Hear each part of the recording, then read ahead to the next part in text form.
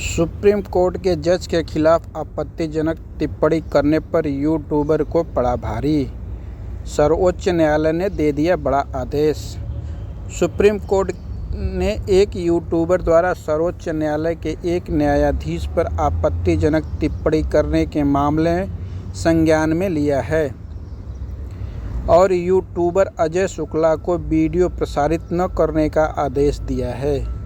Supreme court ने इस मामले पर टिप्पणी करते हुए कहा है कि इससे न्यायपालिका की प्रतिष्ठा को ठेस पहुंचाने की संभावना है।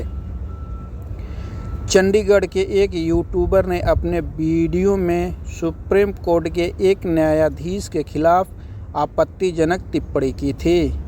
इस मामले को अब सुप्रीम कोर्ट ने स्वतः संज्ञान में लिया है और यूट्यूबर के खिलाफ अवमानना का मामला शुरू किया है। भारत के चीफ जस्टिस BR गवई, न्यायमूर्ति SG मसीह और न्यायमूर्ति SS चंदूरकर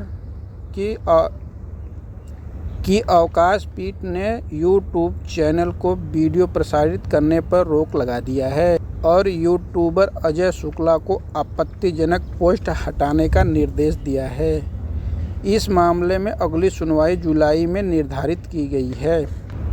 सर्वोच्च न्यायालय ने कहा, व्यापक रूप से प्रसारित इस तरह के निंदनीय आरोपों से न्यायपालिका और प्रतिष्ठित संस्था की प्रतिष्ठा को ठोस पहुंचने की संभावना है।